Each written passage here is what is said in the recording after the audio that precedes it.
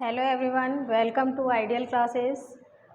I am Jyoti Shakya and आज की video में हम डिस्कस करेंगे हिंदी व्याकरण का टॉपिक है जो कि आपका संधि।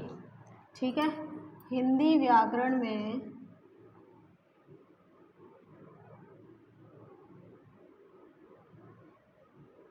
हिंदी व्याकरण का संधि टॉपिक हम डिस्कस करने वाले हैं। जैसा कि आप सभी लोगों को पता है, यूपी पुलिस की भर्ती आने ही वाली है और उसमें हिंदी बहुत मेन सब्जेक्ट है। आपको अच्छे से पता होगा कि हिंदी सब्जेक्ट एक ऐसा सब्जेक्ट है जिसमें आप टाइम सेविंग भी कर पाओगे और गलतियां होने के चांसेस भी बहुत कम होते हैं। अगर आपने थोड़ी सी भी मेहनत की है तो आपकी गलतियां भी बहुत कम होंगी और प्लस आप उसमें टाइम सेविंग के साथ अच्छे मार्क्स भी अर्न कर पाओगे। तो इसलिए अच्छे से समझना, क्योंकि थोड़ा सा ध्यान देना है और उसके बाद आप सिर्फ देख के पहचान पाओगे कि किस संधि, कौन सी संधि है और इसमें किस तरीके से संधि की गई है, संधि विच्छेद किस तरीके से किया जाता है। सभी चीज़ को आपको क्या है क्लियर हो जाएंगी। बस थोड़ा सा आपको फोकस करके चलना है, वीडियो को स्किप नहीं करना है, ना ही उसको जल्दी जल्दी भगाना है। आराम से समझो, आराम से समझाऊंगी। एक लेक्चर में तो कंप्लीट नहीं हो पाएगा, लेकिन क्या है कि कोशिश करूंगी जितना भी करवाऊँ वो अच्छे से समझ आए। ठीक है, तो सबसे पहले संधि का अर्थ क्या होता है। संधि का मतलब होता है, संधि का अर्थ अगर पूछा जाए, संधि का अर्थ होता है जोड़ या मेल या साझा। अर्थ वही है कि किसी भी चीज़ को, दो वर्णों को मिलाना। ठीक है, यहाँ पर हम वर्णों का साझा कर रहे हैं, वर्णों का मेल कर रहे हैं, वर्णों को जोड़ रहे हैं। ठीक है, तो दो वर्णों के मेल से परिभाषा क्या बनेगी, इसीलिए इसकी परिभाषा इसी से आप समझ सकते हैं कि परिभाषा हम बनाएंगे तो परिभाषा क्या बनेगी। जब हम दो वर्णों को मेल करेंगे या उनको जोड़ेंगे तो उसके कारण उस वर्ण में, उन वर्णों में कुछ परिवर्तन भी आएंगे।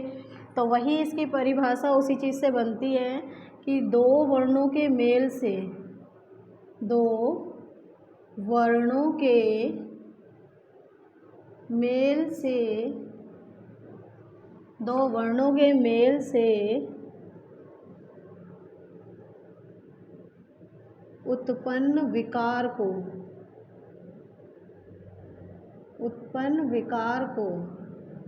ठीक है, दो वर्णों के मेल से उत्पन्न विकार को क्या बोलते हैं हम,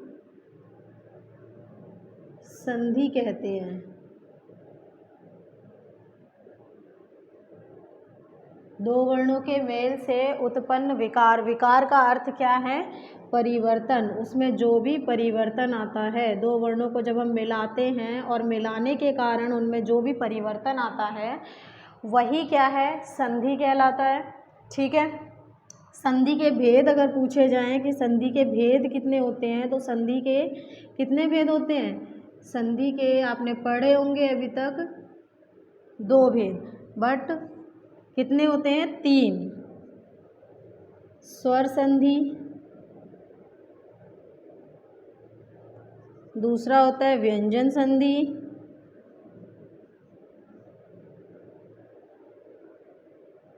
एंड थर्ड है आपका विसर्ग संधि।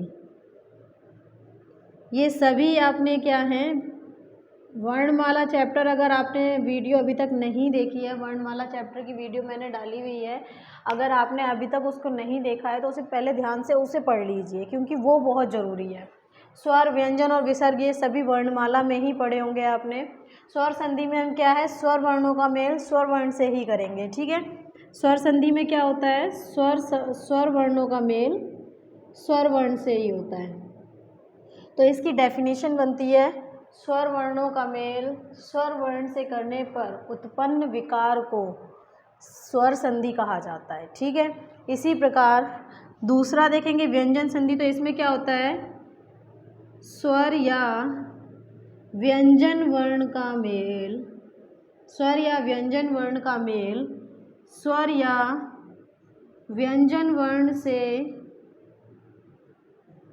करने पर, स्वर या व्यंजन वर्ण का मेल स्वर या व्यंजन वर्ण से करने पर उत्पन्न विकार को या होने वाले परिवर्तन को हम क्या कहते हैं? व्यंजन संधि कहते हैं। कहने का अर्थ क्या है? जो पहले शब्द का अंतिम वर्ण है वो स्वर भी हो सकता है, व्यंजन भी हो सकता है। उसी प्रकार जो दूसरे शब्द का प्रथम वर्ण है वो भी क्या है? स्वर भी हो सकता है, व्यंजन भी हो सकता है। कहने का मतलब है कि शब्द के चाहे पहले वाले भाग में या दूसरे वाले भाग में हम अगर व्यंजन वर्ण के साथ संधि कर रहे हैं तो वो क्या होगा? व्यंजन संधि कहलाएगी। ठीक है। वहीं पे विसर्ग संधि अगर आप देखते हैं, विसर्ग संधि में क्या होता है? विसर्ग का वर्ण में परिवर्तन, संधि करने पर क्या होगा? विसर्ग दिया होगा, उसका वर्ण में परिवर्तन हो रहा होगा, और या फिर वर्ण का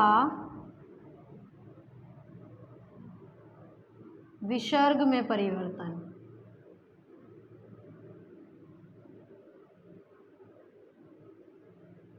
ठीक है। या तो आपको विसर्ग दिया होगा, विसर्ग क्या होता है? आपने अगर वर्णमाला चैप्टर नहीं देखा है तो प्लीज़ उसे देख लीजिए जाके पहले, क्योंकि उसके बिना संधि समझना बहुत मुश्किल है। इसीलिए मुझे मालूम है बहुत से एग्ज़ाम में वर्णमाला चैप्टर नहीं आता है, लेकिन बिना वर्णमाला चैप्टर पढ़े संधि समझना बहुत ज़्यादा मुश्किल है। शायद है कि आप समझ भी लोगे तो भी वो आप बहुत जल्दी भूल जाओगे अगर आपने वर्णमाला नहीं पढ़ा है। बट अगर आपने वर्णमाला पढ़ लिया और उसके बाद संधि पढ़ रहे हो तो फिर ये हमेशा याद रहेगा। आपको बहुत थोड़ी कन्फ्यूज़न रह जाएगी, जो आप टाइम के साथ रिवाइज़ कर लोगे तो वो भी कन्फ्यूज़न क्या है? क्लियर होती रहेगी। तो ये जो विसर्ग का साइन होता है, कई शब्दों में संधि करने पर ये विसर्ग जो है वो वर्ण में परिवर्तित होगा और कहीं कहीं पे वर्ण से विसर्ग में परिवर्तन होगा, और वहीं पर क्या है? विसर्ग संधि कही जाएगी। ठीक है।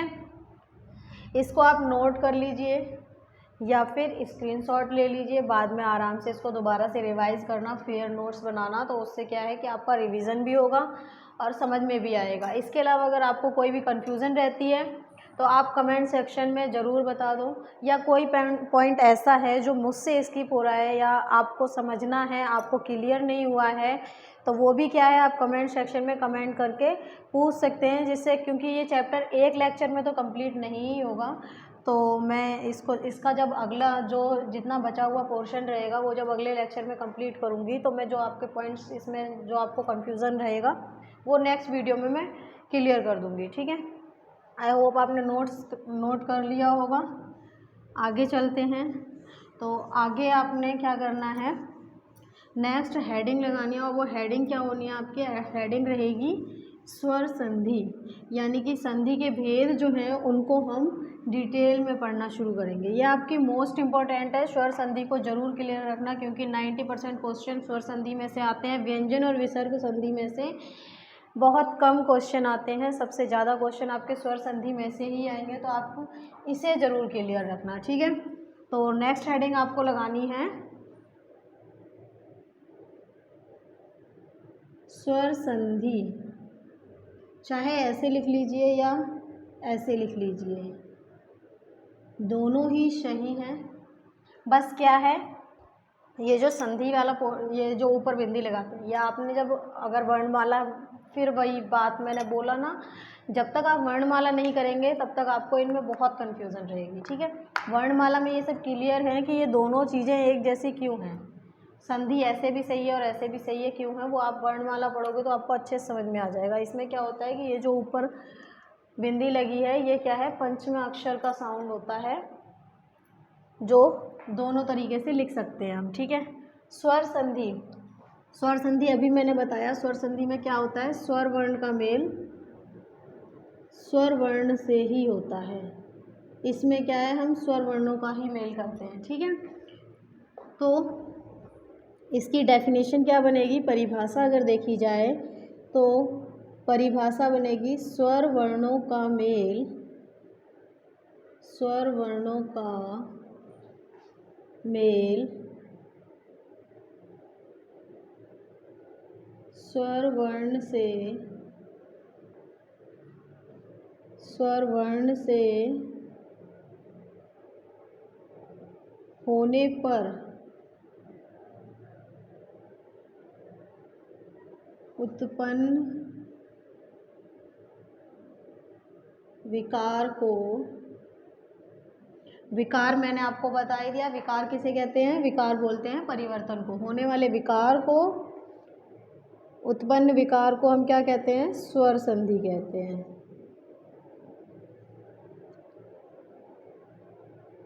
स्वर संधि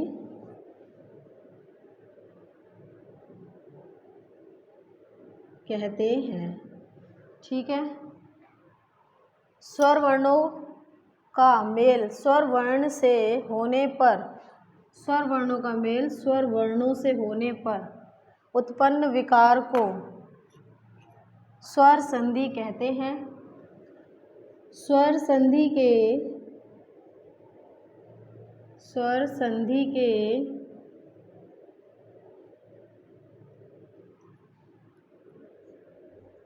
5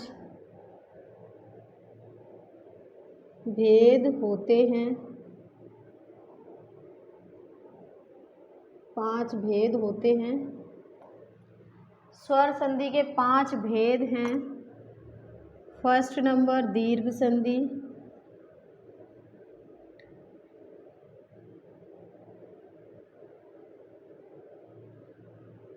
सेकंड नंबर गुण संधि,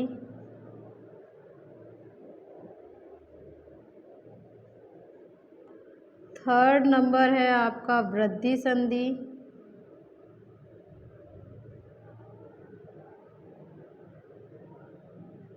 और फोर्थ नंबर है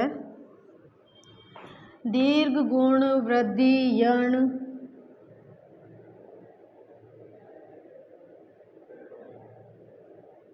और लास्ट है फिफ्थ नंबर है अयादि संधि।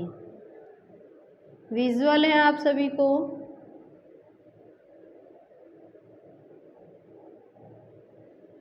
ठीक है।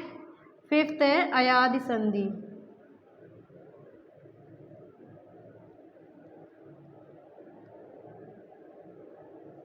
इनमें सभी में ही स्वर वर्णों का ही मेल स्वर वर्ण से ही होगा। दीर्घ संधि में हम दीर्घ वर्णों को बनाएंगे, आ, ई, उ और री। अब ये किन किन वर्णों से बनते हैं? आ, ई, उ, री, ये सभी क्या हैं? ये किन वर्णों से बनते हैं ये आप सभी को पता है। आ किन से बनेगा, ई किससे बनेगा, उ किससे बनेगा और री किससे बनेगा। ठीक है। अगर आपको ये पता है तो ये समझने में आपको बिल्कुल भी दिक्कत नहीं होगी कि दीर्घ संधि में हम क्या पढ़ने वाले हैं। ठीक उसी तरीके से गुण संधि अगर देखोगे तो गुण संधि में बनती हैं ए और ओ। इनके भी अगर आपको विच्छेद पता है कि ए कैसे बनता है और ओ कैसे बनता है तो आपको ये भी पता चल जाएगा कि गुण संधि में हम क्या पढ़ेंगे। वहीं पर वृद्धि संधि में हम इनमें वृद्धि करेंगे तो यहाँ पर बनेगा ए और आओ। वृद्धि संधि में हम ए और औ को बनाना सीखेंगे। वहीं पर आप यण संधि अगर देखेंगे तो यण संधि में य, व और रा को बनाना सीखेंगे। य कैसे बनेगा स्वर वर्णों के मेल से, व कैसे बनेगा और र कैसे बनेगा, ये सारी चीज़ें हम किस में सीखेंगे? यण संधि में कि किन किन वर्णों के मेल से स्वर वर्णों के मेल से य बनेगा, किन स्वर वर्णों के मेल से व बनेगा और किन स्वर वर्णों के मेल से र बनेगा। ठीक है। अयादि संधि में हम पढ़ते हैं आए, आए, अब और आव। ठीक। अयादि संधि में हम पढ़ेंगे कि किन वर्णों के मेल से आए, आए, अब और आव बनेगा। ये सारी चीज़ें हम स्वर संधि में पढ़ेंगे एक एक करके। अभी इनमें बहुत सारी चीज़ें जब विद एग्जाम्पल समझोगे तो बहुत अच्छे से समझ में आएगा। ठीक है। तो सबसे पहले इसको नोट कर लीजिए, नोट कीजिए या स्क्रीनशॉट लीजिए, जो भी सही।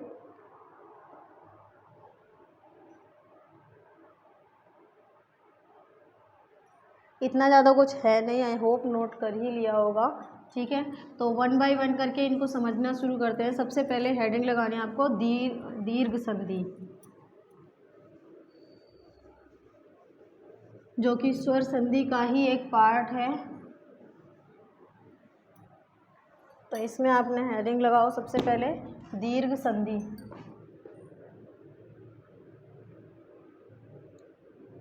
फर्स्ट पॉइंट है दीर्घ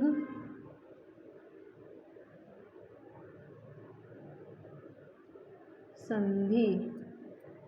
ठीक है, दीर्घ संधि में क्या है, अभी मैंने बताया, इसमें हम किन वर्णों को बनाएंगे, आ, ई और उ और री। दीर्घ संधि में इन चारों वर्णों के बारे में हम समझेंगे कि इन चारों वर्ण को किस प्रकार बनाया जाता है। तो दीर्घ संधि में जैसे तो इनमें इनका क्या रूल है, यदि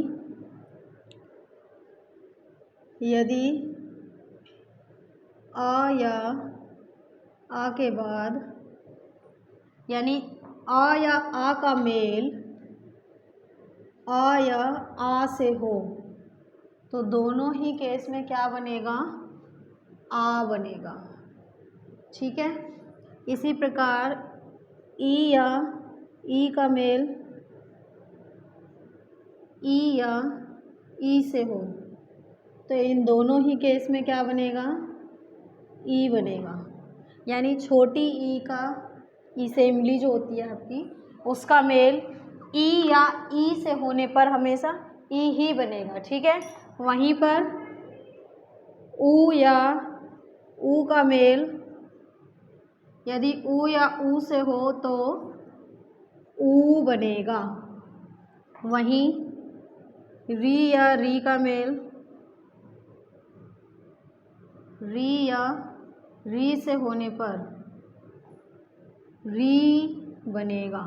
ठीक है, ये चार आपको याद रखने हैं, यही चार क्या है, दीर्घ संधि हैं। और इनमें आपको अच्छे से पता है हम स्वर्ण वर्णों को क्या है, मात्रा के रूप में लिखते हैं। यानी कि हमें यही देखना है कि जिन शब्दों में हमें ये चारों मात्राएं दिखाई दें, इन चारों में से, जरूरी नहीं चारों एक साथ होंगी, इन चारों में से कोई भी मात्रा दिखाई देती है और वहीं से अगर हम संधि कर रहे हैं तो वहाँ पर हमें तुरंत समझ जाना चाहिए कि कौन सी संधि आएगी, दीर्घ संधि आएगी। ठीक है, एग्जाम्पल आप देख सकते हैं, एग्जाम्पल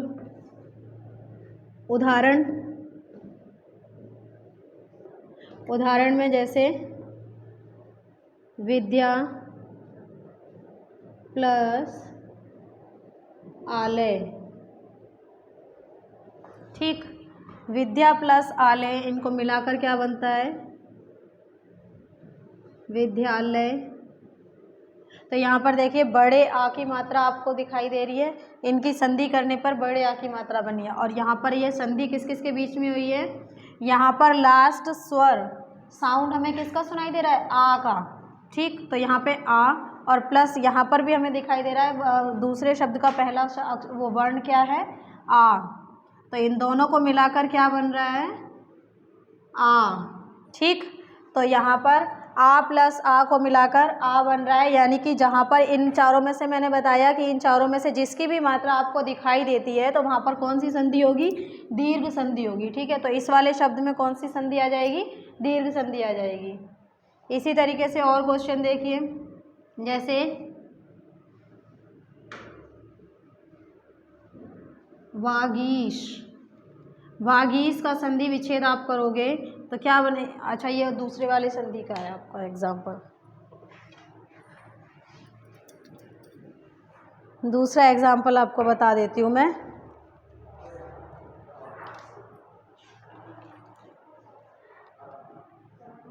जैसे कपीस, तो कप प्लस ईश। ठीक, कप प्लस ईश नहीं, यहाँ पे आएगा कपी प्लस ईश, कपी प्लस ईश, तो ये बन जाएगा कपीश। तो यहाँ पर देखिए बड़ी ई की, यानी कि ये वाली मात्रा हमें दिखाई दे रही है, और जब ये इन चारों में से कोई भी मात्रा दिखाई दे वहाँ पर क्या होगी, दीर्घ संधि होगी। तो यहाँ पे कपी प्लस ईश, यानी यहाँ पे छोटी ई और प्लस बड़ी ई को मिलाकर बड़ी ई बन रही है। मैंने बताया छोटी ई या बड़ी ई के साथ, चाहे छोटी ई हो चाहे बड़ी ई हो, दोनों को मिलाकर बनेगी बड़ी ई ही। ठीक है, उसी प्रकार ऊ का देखोगे तो ऊ वाले में भानु प्लस उदय, इनको मिलाकर बनता है भानुदय। यहाँ पर देखिए बड़ी ऊ की मात्रा आ रही है। ठीक है, मिला के किस किस को बनी है, ये ऊ प्लस ऊ, इनको मिलाकर ऊ। ठीक है, वहीं पर री का देखोगे तो पितृ प्लस ऋण, यानी पिता का ऋण, इनको मिलाकर बनता है पितृण। पितृण यहाँ पर भी क्या है, आपको री के साथ में री का मेल हो रहा है और जिससे री बन रहा है। ये सारे परिवर्तन समझ में आ रहे हैं। मैंने यहाँ पर बताया अ या आ के साथ अगर आ या आ में से कोई भी आता है तो आ बनेगा। ई या ई के साथ ई या ई में से कोई आता है तो ई बनेगा। ऊ या ऊ के साथ ऊ या ऊ में से कोई आता है तो ऊ बनेगा। और वहीं री या री के साथ री या री में से कोई आता है तो री बनेगा। और संधि हम किसके बीच में करते हैं, कोई भी शब्द लिखा है, पहला शब्द का अंतिम स्वर, हमें यहाँ पर जो स्वर लास्ट वाला साउंड जो सुनाई दे रहा है, स्वर संधि में हमें साउंड सुनने हैं। व्यंजन संधि में हम लास्ट के व्यंजन के साथ जोड़ेंगे, लेकिन स्वर संधि में हमें अंतिम स्वर पर ध्यान देना है। ठीक है, लास्ट जो साउंड आएगा वो वाला, और प्लस करने पर जब हम अगला शब्द लिखते हैं तो दूसरे शब्द का जो पहला अक्षर हमें दिखाई देता है। ठीक है, हमेशा इन्हीं दोनों के बीच में क्या होती है, संधि होती है। ठीक है, ये चीज़ भी आप क्या है ध्यान में रखना। पूरा शब्द के बीच में पूरा शब्द नहीं उठा के एक दूसरे के साथ मिलाया जाता है कि कुछ भी आपस में सारे शब्दों को मेल कर दो, सारे शब्दों को नहीं मिलाया जाता है। सिर्फ पहले शब्द का अंतिम स्वर और दूसरे शब्द का प्रथम स्वर, उन दोनों के बीच में संधि होती है। ठीक है, तो यहाँ पर ये कौन सी संधि हो गई, दीर्घ संधि हो गई। ठीक है, नोट कर लीजिए।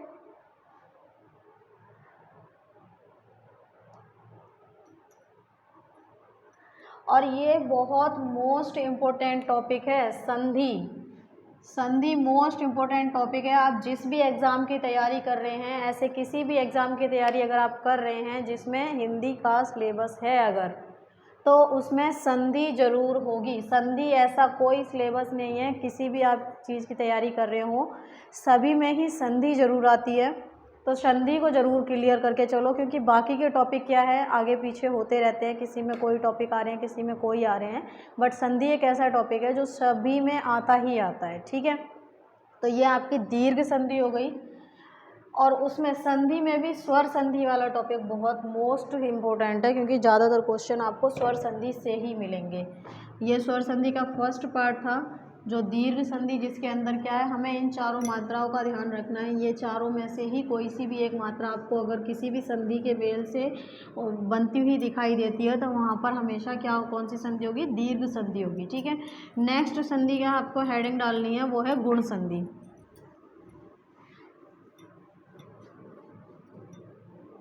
नेक्स्ट संधि जो आपको करनी है वो है गुण संधि।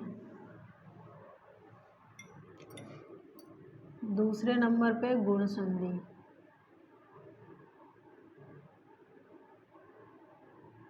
गुण संधि में आपको मैंने बताया ए और ओ बनाना है। ठीक है, तो ये किससे बनता है, अगर आपने वर्णमाला वाली वीडियो देखी होती तो आपको ये आराम से पता होता। ठीक है, अगर नहीं देखी है तो देख लो, और अगर फिर भी देखने का मन नहीं है तो मैं यहाँ पे भी बता ही देती हूँ कि किन से बनते हैं। यदि किसका मेल, आ या आ का मेल, ठीक है, ई से हो रहा है तो वहाँ पर ए बनेगा। ठीक है, यदि आ या आ का मेल ई से हो रहा है तो वहाँ पर आ बनेगा। और वहीं पर वैसे इसमें ये वाला आ आने की संभावना बहुत कम है। अब मेन यही दोनों होते हैं, आ प्लस ई, और आ प्लस ऊ बराबर बनता है आपका ओ।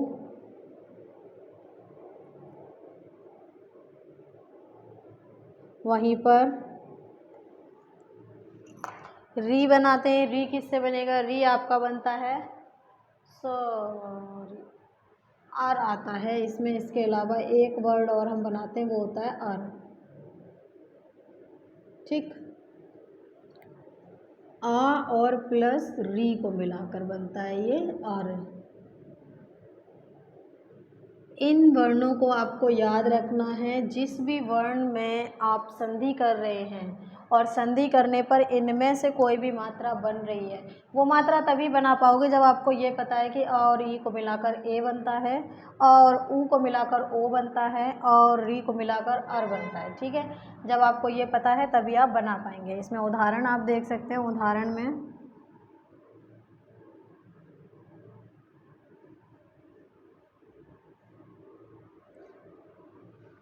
एक ही मात्रा के आपके बहुत सारे क्वेश्चन वो ऑप्शंस मिल जाते हैं। महेंद्र,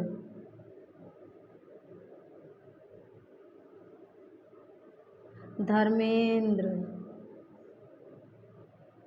जितने भी हैं, महेंद्र, धर्मेंद्र, जितेंद्र, राकेश, नरेश और नरेंद्र, सुरेंद्र, सुरेश, यानी कि जिसमें एक ही मात्रा सुनाई दे रही है वो सभी क्या हैं, ए से ही टूटेंगे। तो इनको कैसे तोड़ेंगे? महा प्लस इंद्र। तो यहाँ पर किसका मेल हो रहा है? आ प्लस ई। और मैंने बताया था यहाँ पर आ भी हो सकता है। ऐसे ही धर्मेंद्र में, धर्मेंद्र भी तो है ना। धर्मेंद्र में क्या बनाओगे?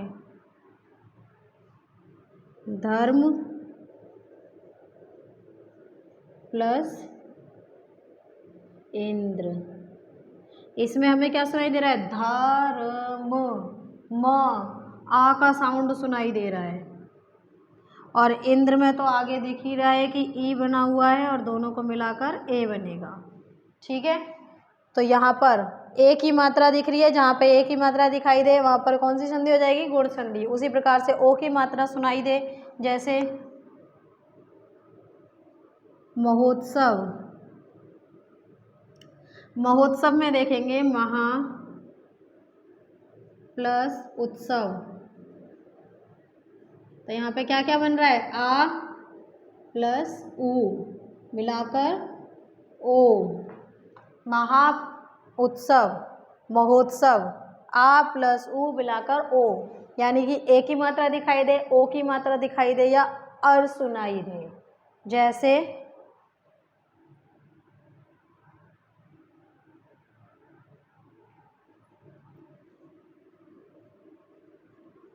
महर्षि, तो इसमें महा प्लस ऋषि क्या क्या मिला है? महा, आ प्लस ऋषि, री, दोनों को मिलाकर अर, महर्षि। इनमें सभी में आ और आ हो सकता है, कंफ्यूज मत होना। आ का मतलब वही हो जाता है आ तो आ। ठीक है, तो ये सारे हैं। इसमें बहुत सारे होते हैं आपके। महोत्सव हो गया, महोदय, सर्वोदय, परोपकार। ठीक है, उसी तरीके से एक ही मात्रा के अगर देखोगे तो नरेंद्र, सुरेश, रमेश, सुरेंद्र, हरेंद्र, सत्येंद्र, महेश, गणेश, नरेश, राकेश, जितेंद्र, ये सब भी क्या हैं? इसी के ही एग्जाम्पल हैं। इसे नोट कर लीजिएगा, साथ के साथ सुनते भी रहिए। ये तो ही आपकी आज की क्लास की बात। अभी हमने सिर्फ 2 संधि स्वर संधियाँ की हैं, अभी आपकी 3 और बाकी हैं स्वर संधि में से, प्लस आपके व्यंजन संधि और विसर्ग संधि भी अभी एक्सेप्ट है, तो उसको भी अभी हमें करना है। अभी इस क्लास में इतना ही रहेगा। नेक्स्ट क्लास में हम बाकी की जो 3 संधियां हैं, स्वर संधि के जो 3 पार्ट्स बचे हुए हैं उन्हें कवर करेंगे, और प्लस स्वर संधि के ऊपर एक एक्सरसाइज में लेके आऊँगी जिसमें आपको ज़्यादा से ज़्यादा वर्ड्स क्या है करवाने की कोशिश करूँगी, जिससे आपकी जो स्वर संधि है वो एकदम क्लियर हो जाए, उसमें कोई भी कन्फ्यूज़न ना रहे। ठीक है, तो पहले स्वर संधि पे अच्छे से वर्क करेंगे, क्योंकि ये मैंने बताया सबसे मोस्ट इम्पोर्टेंट संधियों में संधि है। सबसे मोस्ट इम्पोर्टेंट संधि है आपकी स्वर संधि, उसमें से क्वेश्चन आता ही आता है। 1% है कि संधि आ रही है और स्वर संधि का कोई भी भाग या स्वर संधि से कोई क्वेश्चन ना आए, ठीक है। क्योंकि ये जिसमें भी हिंदी आ रही है, आपके जितने भी मतलब एग्ज़ाम हैं जिनमें हिंदी आ रही है, तो उसमें ये संधि ज़रूर आती है और संधि में भी स्वर संधि से क्वेश्चन ज़रूर आता है। ये बात मैंने आपको 2 से 3 बार, 3 से 4 बार शायद बोल दी है, और इतनी बार अगर मैं ज़ोर दे के बोल रही हूँ तो इसका मतलब यही है कि ये बहुत इम्पोर्टेंट टॉपिक है, ठीक है। तो आज की वीडियो में बस इतना ही, बाकी हम नेक्स्ट वीडियो में कवर करेंगे। And thank you for watching this video and for giving your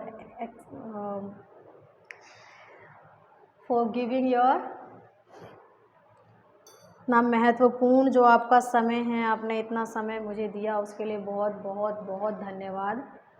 हमसे जुड़े रहिए और वीडियो को लाइक, शेयर और कमेंट करना बिल्कुल मत भूलिए। शेयर ज़्यादा से ज़्यादा कीजिए। हाँ, अगर आपको कोई भी कन्फ्यूज़न है तो आप कमेंट सेक्शन में ज़रूर पूछिएगा, बताइएगा जो भी चीज़ उसमें आपको दिखती है। कमेंट करके ज़रूर बताइएगा कि समझ में आया या नहीं। कमेंट ज़रूर कीजिएगा, जिससे ये मेरे को फीडबैक मिले कि हाँ, वीडियो मेरी मेहनत जो है उसका कुछ रिज़ल्ट है या नहीं, ठीक। Okay, thank you.